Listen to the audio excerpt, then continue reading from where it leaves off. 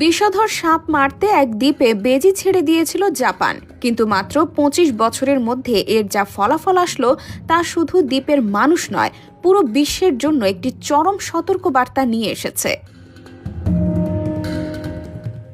একসময় জাপানের আমামি অশিমা দ্বীপটি বিষধর সাপের জন্য বেশ পরিচিত ছিল। বিষধর এবং আক্রমণাত্মক হাবু সাপের আতঙ্কে দিন পার করছিলেন এই দ্বীপের বাসিন্দারা। ২ মিটার দীর্ঘ এই সাপের বিষে প্রতি বছর ৩০০ থেকে ৪০০ মানুষ আক্রান্ত হতো, যার মধ্যে অনেকেই স্থায়ীভাবে অক্ষম হয়ে যেত। সাপের আতঙ্কে মানুষ দিনের বেলাতেও বাইরে যেতে ভয় পেত। তখন সেই দ্বীপের মানুষের কথা ভেবে সাপের সমস্যা সমাধানের উপায় বের করলেন জাপানের বিজ্ঞানীরা। পরিকল্পনা অনুযায়ী হাবু সাপ নিয়ন্ত্রণে দক্ষিণ এশিয়া থেকে আনা হলো মঙ্গুজ বা বেজি, কারণ বেজি একই সাথে সাপ ও ইঁদুর নিয়ন্ত্রণে সক্ষম।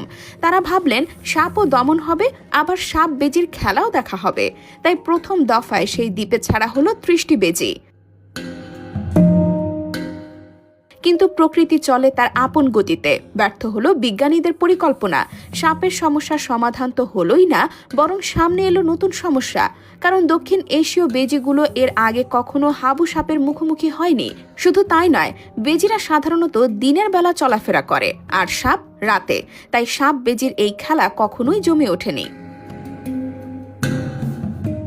উল্টো দিকে ধীরে ধীরে বেজিগুলো বংশবিস্তার করতে শুরু করলো। পাশাপাশি খাবার হিসেবে তারা দ্বীপের অন্যান্য ছোট প্রাণীদেরকেও শিকার করতে শুরু করলো। বিরল প্রজাতির খরগোশ ও পাখি ছিল সেই বেজিদের প্রধান শিকার। এক পর্যায়ে হুমকির মুখে পড়তে শুরু করে গেল দ্বীপের জীববৈচিত্র্য।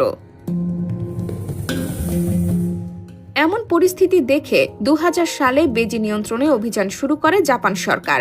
ফাঁদ পাতা, বিষাক্ত খাবার এবং প্রশিক্ষিত কুকুরের মাধ্যমে চলতে থাকে বেজি ধরার কাজ। অবশেষে দীর্ঘ ১৮ বছর পর শেষ হয় অভিযান। ২০১৮ সালে আমিমা ওশিয়া দ্বীপকে বেজি বা মঙ্গুজ মুক্ত বলে ঘোষণা দেয় জাপান সরকার। কিন্তু ততদিনে ওই দ্বীপের প্রায় ১৫ প্রজাতির প্রাণী বিলুপ্ত হয়ে যায়।